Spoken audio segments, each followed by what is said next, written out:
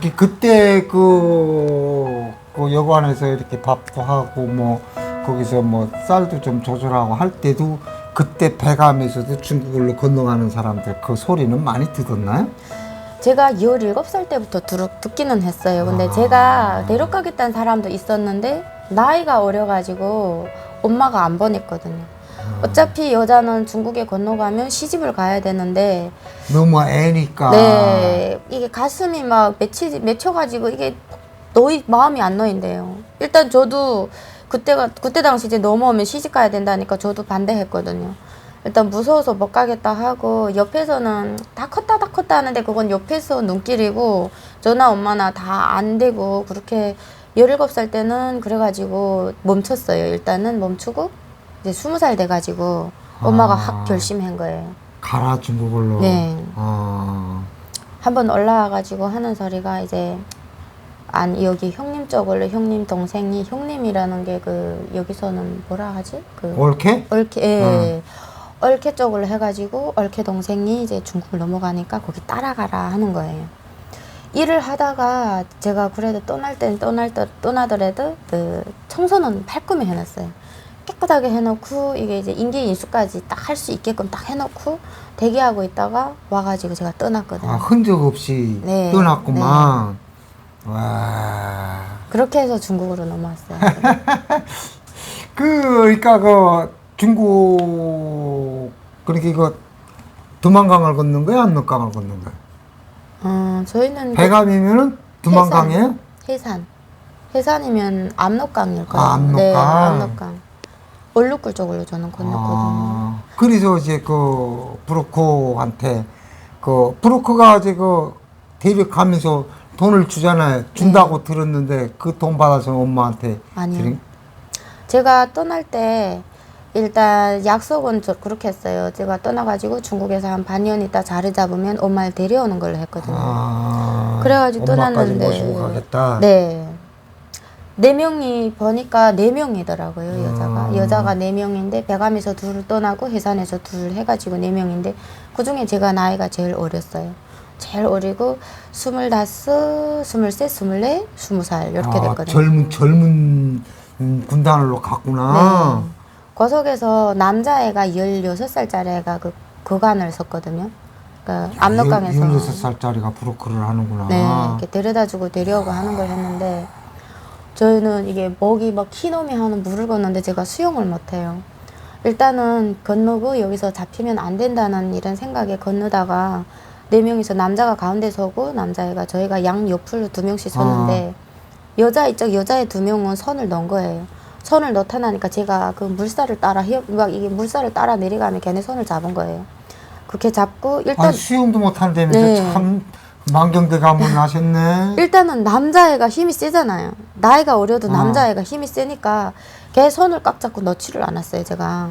그리고 이쪽 편에는 이제 언니가 같이 간 언니가 있었으니까 그 언니가 이제 손을 잡고 저는 그 남자의 손을 너무 잡아가지고 애가 막 아프다는 거예요. 다 건너서 얘기하더라고요. 근데 잡고 그다음에 걔네 손을 둘을 잡았는데 가서 제가 잡았어요. 걔네는 그냥 둘이서 떠내려 가는 거예요. 저도 이게 국어는 수영은 못하지만 떠내려가서 잡았어요. 잡아가지고 일단 키놈이 하는데 들어가는 순간 이런 생각 다 드는 거예요. 이게 일다가 심장마비 오지 않나, 죽지 않나. 뭐 키놈이 하니까 뭐 이게 물에 무슨 뭐 꼴놀라게 하지 않나, 뭐 그런 생각까지 하면서 막 무서우니까 그냥 물살 따라 떠내려 갔어요. 그렇게 위급한 순간에 네. 모이라 주마등처럼 지나간다고 그러잖아요. 아니 잡생각이 다 드는 거예요. 막 그 순간에는 일단은 살고부터 봐야 되는데 이게 살아날 수 있을까 하면서도 막 그렇게 걷는 거예요. 결국에는 살았더라고요. 그래서 이제 제가 궁금한 건 엄마한테 돈을 좀 보내드린 거예요? 그리고 중국에 와서 살다가 집 식구들하고 말이 언어가 통하니까 얘기를 했어요. 그 시집을 갔구나, 네. 거기서. 엄마하고 이런 약속을 했는데 데려와야 된다 하는데 중국은 좀 똥띠놈인 고집이 좀 있어가지고 사람을 마음 못 놓겠다는 거예요. 근데 또 그때 당시 제가 넘어와서는 그 다음에 정세가 좀 조금 이렇게 긴장해지다 나니까 좀 어렵다는 거예요. 근데 브로커를 국경이 점점 봉쇄되고 그러니까 네. 그게 몇 년도예요? 제가 10년도에 넘어와가지고 11년도에 제가 데려오려고 했댔거든요.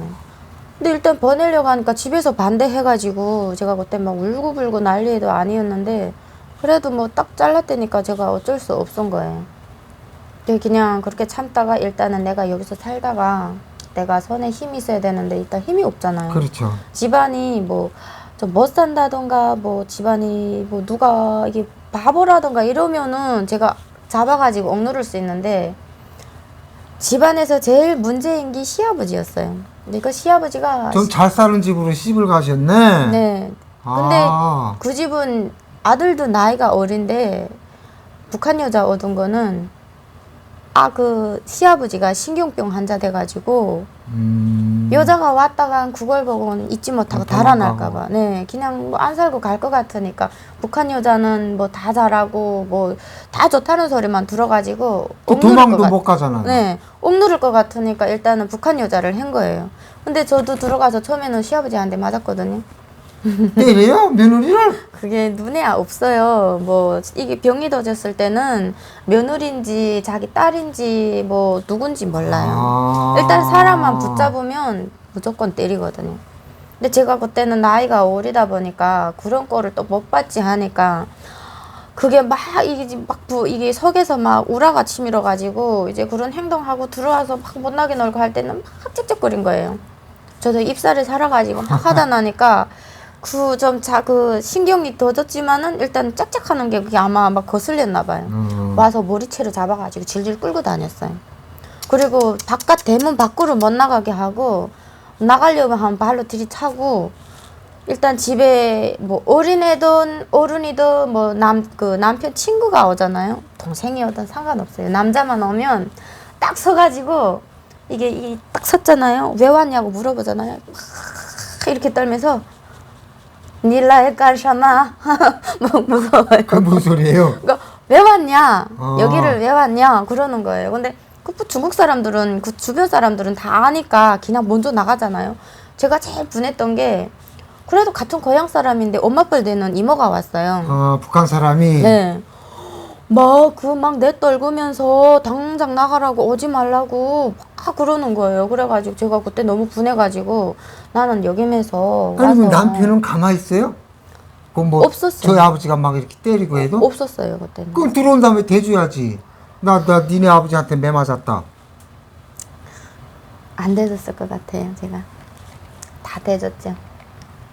일단 그때는 그렇게 해서 넘어갔고 처음에는 그래가지고 이제 두 번째 해 다시 또 발작이 일어나가지고 얘기를 하니까 일 갔다가 온 거예요. 일을 중국에서는 한 번 일 가면 한 달씩 있어요. 외부로 나가니까. 근데 일단은 집으로 왔는데 본인도 안타까우니까 아빠는 오는 게 본인도 안타까우니까 막 안 그러다가 아빠를 한 대 막 때리려고 막 하는 거예요. 그러다가 어떻게 구서박에다 멀고 주먹 쥐고 아빠를 때리겠다고 막 이러는 자세에서 제가 말리니까 돌아서면서 절 보고 나서라고 삐치지 말라고 하는 이 눈빛이 막 그 호랑이 눈처럼 막 무서운 거예요. 그래가지고 이거는 아니네. 내가 이런 일이 있으면 다시 이게 신랑이라고 해서 전화하는 게 아니구나 하는 생각이 들어가지고 그때부터 제가 결심한 게 이제부터는 내가 내 몸을 지켜야 되겠구나 하는 생각 들더라고요. 그래 남편이 나간다면은 제가 그 다음에 이제 다시 발작이 일어나면 집에다가 삽장이든 멍딩이든 이마에 두껍고 큰 멍딩이 구서박이 항상 세워놨어요. 그리고 그걸로 디디패리라. 오면은 일단 그걸로 맞서겠다. 그 다음 시칼이 중국은 커요. 칼이 칼 2개 쥐고 이제 타박타박 그 체격이 큰 사람이 이제 남자가 걸어오잖아요. 시칼 쥐고 제가 싹싹 갈면서 소리 내는 거예요. 제가. 진짜.